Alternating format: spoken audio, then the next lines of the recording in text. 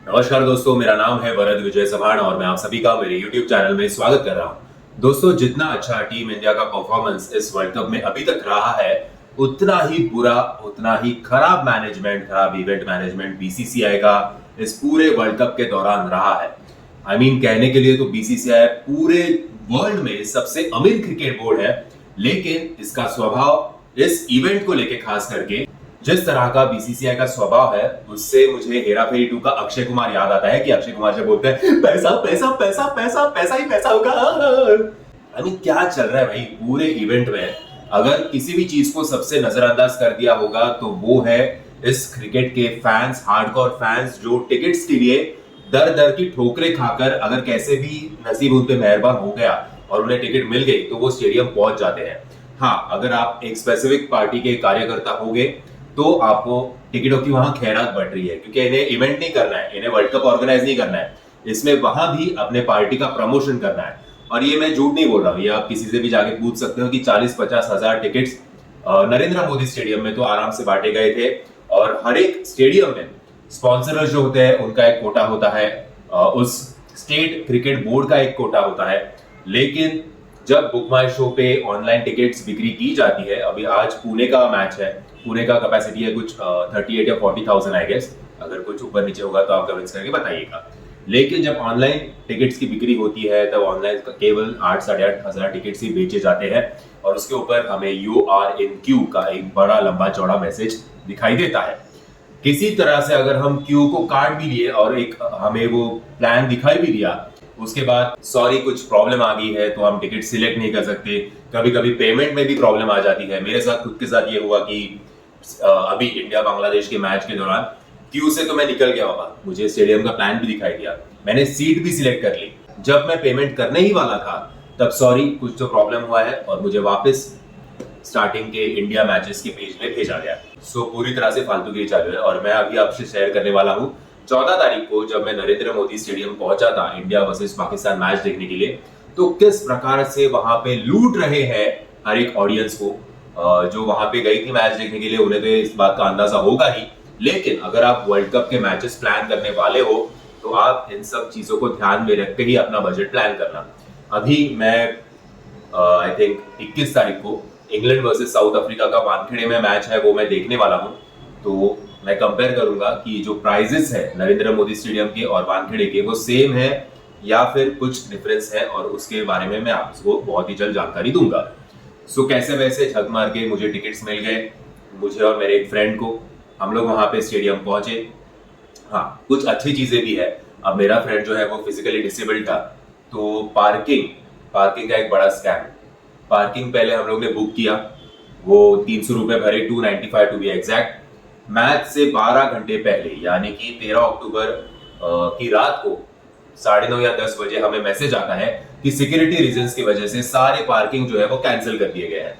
अच्छा, उसका रिफंड हमें मिला क्या? नहीं, बिल्कुल नहीं मिला। उसी मैसेज में एक नए ऐप का लिंक आया था, वो ऐप डाउनलोड कीजिए और नए तरह से पार्किंग स्लॉट जो है वो बुक कीजिए। अच्छा, वो पार्किंग था तकरीबन स्टेडियम से 3-4 किलोमीटर दूर।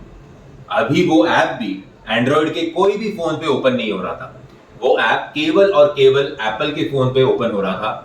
तो मेरा फ्रेंड लकीली एप्पल यूजर था, मैं तो जब भी ओपन करने जा रहा था वो क्रैश ही हो रहा था। उसके पहले एमडा पार्क करके एक ऐप है, उसके में मैंने बुक किया था, वो ऐप ओपन नहीं हो रहा था कि बाबा मेरी बुकिंग का एटलीस्ट मेरे को रिफंड तो दो अगर कैंसिल कर रहे हो तो। वो आज तक मुझे रिफंड नहीं मिला, तो 300 रुपए गए खड्डे में, यानी कि गुजरात सरकार के पास। और इस नए ऐप से इसने बुक करवाया, तो जो पार्किंग स्लॉट था वो 3-4 किलोमीटर दूर, वहां पे हमने गाड़ी लगाई। अब मेरा फ्रेंड जो है वो फिजिकली डिसेबल्ड है, तो जो पुलिस वाले होते हैं जो एक स्पेसिफिक डिस्टेंस तक ही रिक्शा को जाने देते हैं, उसके बाद हमें पैदल जाना पड़ता है। तो पुलिस वालों ने मेरे फ्रेंड का कंडीशन देख के बोला कि इसको गेट नंबर 2 तक छोड़ दो। तो very kind of you Gujarat police department कि आपने इस तरह की हमें थोड़ी सहूलत दी। तो हम गेट नंबर 2 तक पहुंचे। गेट नंबर 2 पर पहुंचने के बाद हमारी सीट तक पहुंचने के लिए अगर एक फिजिकली डिसेबल्ड लड़का हो तो उसके लिए कुछ तो फैसिलिटी होनी चाहिए। वैसे कोई किसी भी प्रकार की कोई फैसिलिटी थी ना, कोई एम्बुलेंस हमें ऊपर तक छोड़ने के लिए तैयार थी ना, व्हीलचेयर थी ना कुछ।